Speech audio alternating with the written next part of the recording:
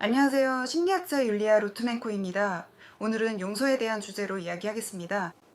제 영상 제목이 절대 용서하지 마라인 것을 보실 수 있습니다. 이제 정말로 용서하지 않는 것이 좋은 상황들에 대해 이야기해 봅시다.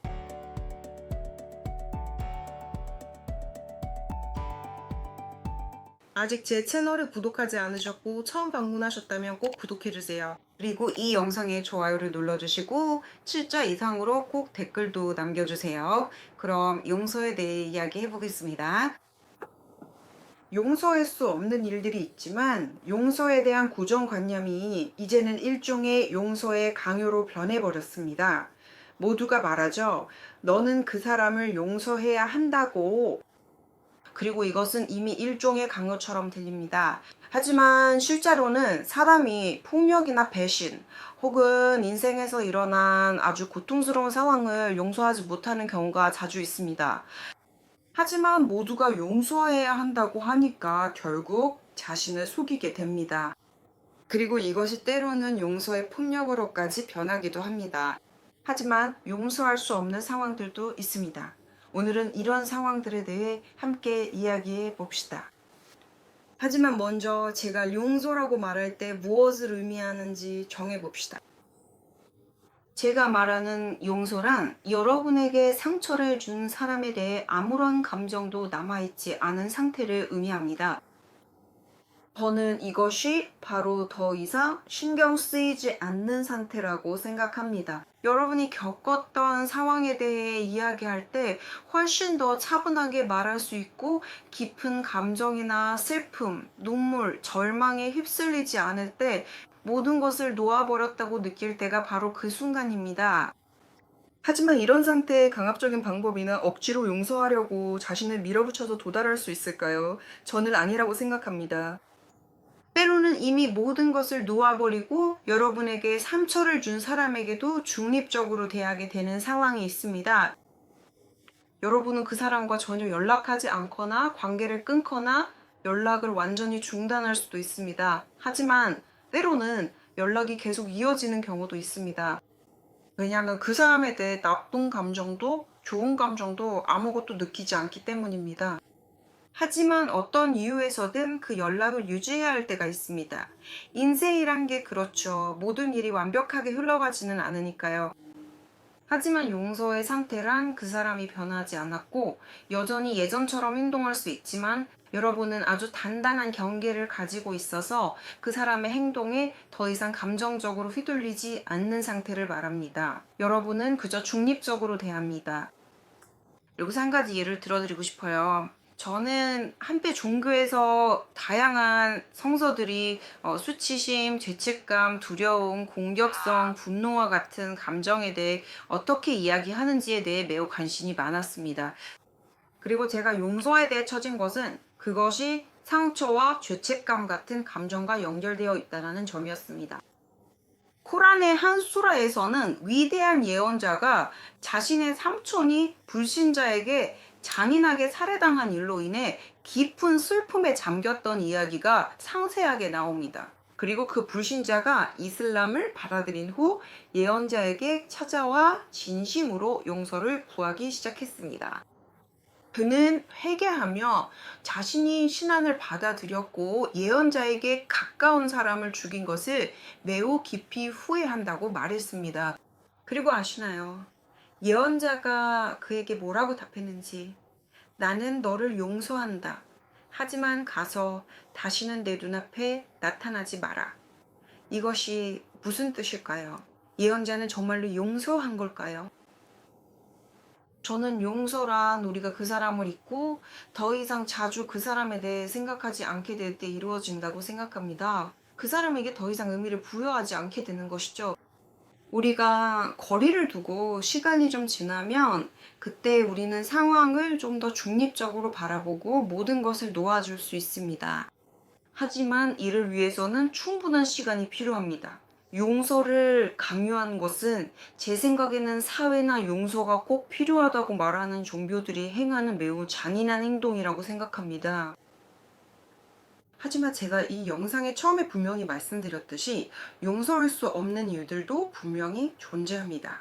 이제 그런 상황들에 대해서 우리 함께 자세히 이야기해 봅시다. 약하고 나약한 아이, 스스로를 지킬 수 없고 끝내 어떠한 반격조차 할 수 없는 완전히 무관계 상태이며 어른에게 전적으로 의존할 수밖에 없는 불쌍한 아이를 괴롭히는 일을 과연 용서할 수 있을까요? 만약 여러분이 바로 그 아이이고 사방에서 그런 일을 용서해야 한다라는 말을 듣고 있다면 자신을 속이거나 억지로 용서하려 들기 전에 먼저 시도해 보세요. 먼저 용서할 수 없는 것을 용서하지 않아도 된다고 자신에게 허락해 보세요. 어떤 사람들은 정말 집요하게 용서해야 한다, 부모를 용서해야 한다고 말합니다. 심지어 폭력을 정당화하기도 하죠. 하지만 한번 상상해 봅시다. 여러분에게 자녀가 있고 어떤 낯선 사람이 여러분의 아이에게 여러분의 부모가 여러분에게 했던 모든 일을 똑같이 한다고 생각해 보세요. 여러분은 그 사람이 여러분의 아이를 학대해서 그 아이가 감정적으로 큰 상처를 입을 수도 있는데 그 사람을 용서할 수 있겠습니까? 제 생각에는 아니라고 봅니다. 모든 사람들이 아니 나는 그런 걸 용서하지 않을 거야. 내 아이를 지키러 갈 거야 라고 말할 것 같습니다. 그런데 왜 여러분은 부모님이 여러분에게 했던 모든 일을 변명하려고 하시나요? 왜 여러분은 용서하기 힘들거나 전혀 중요하지 않은 일에 대해 먼저 용서하지 않을 권리를 자신에게 허락하지 않으시나요? 우리가 푸틴과 러시아인들이 우크라이나인들, 아무 죄 없는 어린아이들에게 가하는 학대를 볼 때 그 아이들이 우크라이나 곳곳에서 폭격과 푸틴의 잔혹함 때문에 수백 명씩 죽어가고 있습니다. 우리가 그를 용서하고 이렇게 말할 수 있을까요? 뭐 그 사람도 어린 시절이 불행했으니까. 그도 맞았고 그에게도 잔인하게 대했다는 거죠. 우리가 우리 부모님에 대해 말하듯이요. 그분들도 어린 시절이 불행했으니까 마치 우리가 폭력, 학대를 정당화하는 것처럼 보입니다. 아니요. 우리는 이것을 정당화해서는 안 됩니다. 그렇게 하면 지구상에 악이 더해질 뿐이기 때문입니다. 저는 진심으로 깊이 사과가 시작되는 첫 번째 단계는 아직도 아픔을 느낀다면 스스로에게 용서하지 않을 수 있는 허락을 주는 것이라고 생각합니다. 그리고 만약 그 상처들이 여전히 당신의 성인 생활에 영향을 미치고 있다면 자신을 정당화하지 마세요. 먼저 용서하지 못하는 그 상태를 충분히 경험하도록 자신에게 허락하세요. 하지만 만약 힘들다면, 죄책감을 느낀다면, 사회적 고정관념의 압박을 받는다면, 자신을 속이거나 억지로 용서하려 한다면, 또는 어떤 사람이든 심지어 나중에 만나는 어른들에게조차 자신에 대한 폭력이나 학대를 정당화하려 한다면 당신은 자신의 어린 시절 트라우마를 치유해야 합니다. 왜냐하면 당신이 나중에 연인으로 선택하는 모든 가해자, 모든 사이코패스와 나르시시스트들은 결국 당신의 어린 시절에 있었던 학대의 결과일 뿐이기 때문입니다. 또 제가 용서할 필요가 없다고 생각하는 것이 있습니다.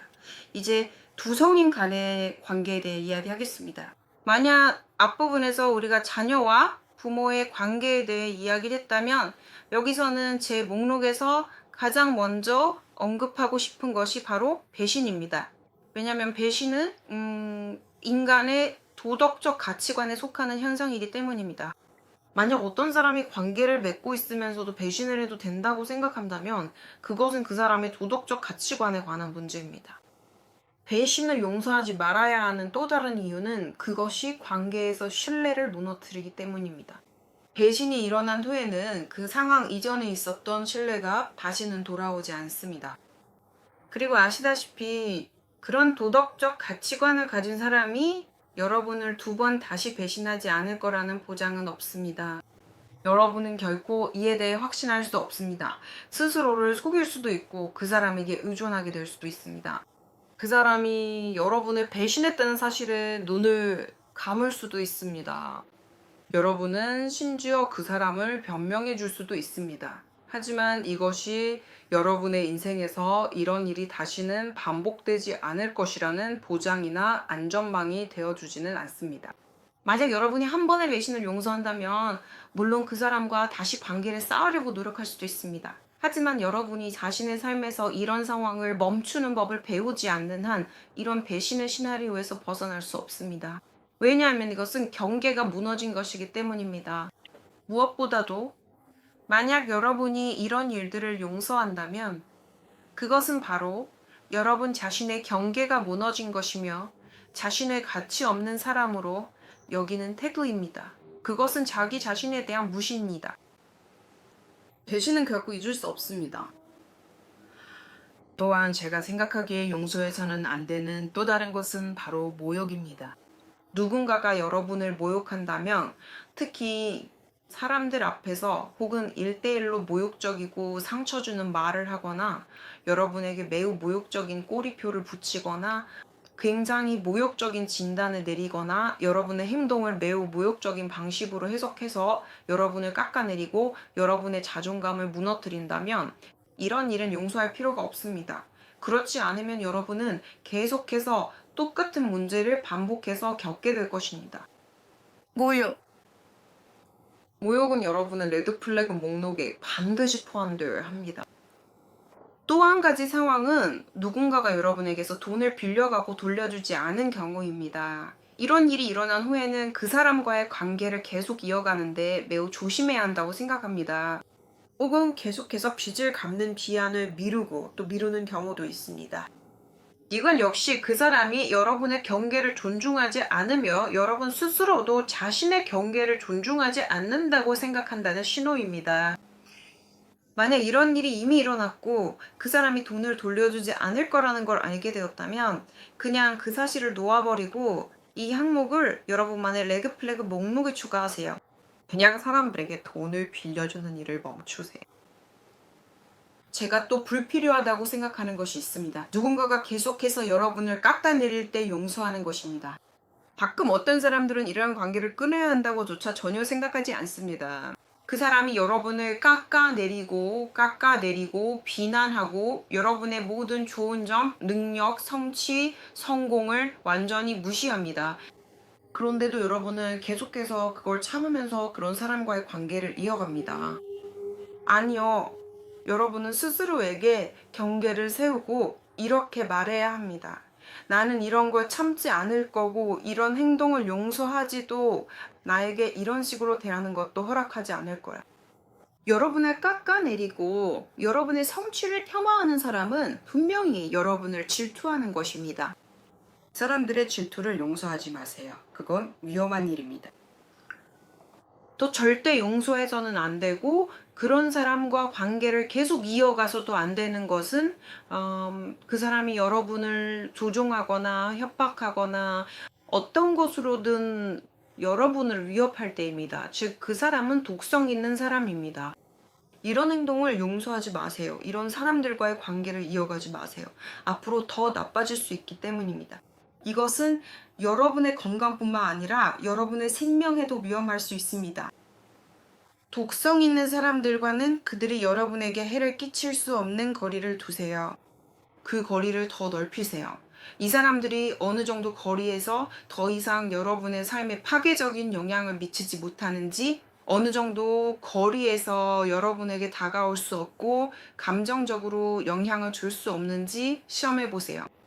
즉 이것은 물리적인 거리일 수도 있고 감정적인 거리일 수도 있으며 또는 회색돌 기법일 수도 있습니다. 아시다시피 이 방법은 사람이 네 아니요 모르겠어요 처럼 단답형으로만 대답하는 것입니다. 이런 사람들에게 감정을 주지 마세요. 그들은 여러분의 부정적인 감정을 먹고 삽니다. 이런 협박자와 조종자들은 아주 자주 여러분의 가까운 사람들이기도 합니다. 때로는 가장 가까운 사람들이기도 합니다. 그리고 이런 사람들과 거리를 두고 자신의 경계를 세우는 것은 매우 어렵습니다. 왜냐하면 그들은 계속해서 그 경계를 침범하기 때문입니다. 그들은 여러분의 경계 따위는 신경도 쓰지 않습니다. 그리고 마지막으로 누군가가 사과하지 않는다면 여러분도 용서하지 마세요. 왜냐하면 모든 사과에는 상호적인 움직임이 필요하기 때문입니다. 또한 사람들이 진심으로 사과하지 않을 때도 용서하지 마세요. 예를 들어 모든 것에 대해 미안해와 같은 형식적인 말도 마찬가지입니다. 특히 사과의 날에 어떤 사람들이 이런 메시지를 보내는 걸 보면 정말 웃깁니다. 모든 것에 대해 미안해라고 하지만 모든 것은 결국 아무것도 아닌 것과 같습니다. 이것은 구체적인 사과가 아니고 형식적이며 진심이 담겨 있지 않습니다. 또 하나 언급하고 싶은 불성실한 사과의 형태는 누군가가 만약 내가 너를 상처 줬다면 미안해라고 말할 때입니다. 그 만약은 뭐죠? 너 정말 내가 상처를 줬는지 확신이 없다는 건가요? 내가 상처를 줬는지 전혀 모른다라는 거야? 그냥 내 머릿속에서 내가 너를 상처 줬다고 생각한다면 뭐 미안하다고 하는 거야. 이런 거 마치 시혜를 베푸는 것처럼 윗사람이 베푸는 신용이죠. 이런 식의 사과는 받아주지 마세요. 또 다른 사과의 형태는 이런 거예요. 나는 미안해. 내가 너한테 그렇게 행동해서 나쁘게 굴어서 사과해. 하지만 그리고 나서 변명과 자기 합리화가 이어집니다. 하지만 예전에는 다 그렇게 했잖아. 예를 들어 다들 아이들을 때렸어 라고 부모님들이 말하듯이 자신을 변명하는 거죠. 혹은 하지만 네가 나를 그렇게 만들었잖아 라는 말도 있어요. 이건 전혀 사과가 아니라 그냥 변명일 뿐이죠. 여기에는 진심이 없습니다. 전부 형식적이고 조작적으로 들릴 뿐이에요. 진심 어린 사과란 상대방이 구체적으로 무엇에 대해 사과하는지 말할 때입니다. 바로 이 일, 저 일, 그리고 그 상황에 대해 구체적으로 사과하는 거죠. 그리고 그 사람이 구체적이고 명확하게 무엇에 대해 사과하는지 말합니다. 그럴 때 그 사과를 진심이라고 볼 수 있습니다. 그 사람은 자신을 변명하지 않고 나는 몰랐어, 나는 일부러 그런 게 아니야 라고 말하지 않아요. 나는 그냥 그랬어 같은 말도요. 이 모든 것은 사과가 아니라 전부 변명일 뿐입니다. 구체적인 일에 대해 그냥 사과하고 이에 대한 어떤 변명도 없다고 말해야 합니다. 그럴 때 그 사과를 진심이라고 볼 수 있습니다. 하지만 실제로는 사람들이 사과를 잘 못하는 경우가 많아요. 왜냐하면 자신의 행동, 반응, 말, 심지어 자신의 건강과 삶에 대해서도 완전히 책임을 질 수 없기 때문입니다. 이런 사람들은 감정적으로 미성숙한 사람들입니다. 또한 제 유튜브 채널을 구독해 주시길 권해드립니다. 구독 버튼과 알림 설정을 눌러서 제 채널의 새로운 영상을 가장 먼저 받아보세요. 그리고 이 영상이 정말로 도움이 되셨다면 좋아요도 꼭 눌러주세요. 그리고 댓글로 여러분의 생각도 남겨주세요. 용서하고 싶지 않을 때 억지로 용서해야 한다고 생각하시나요?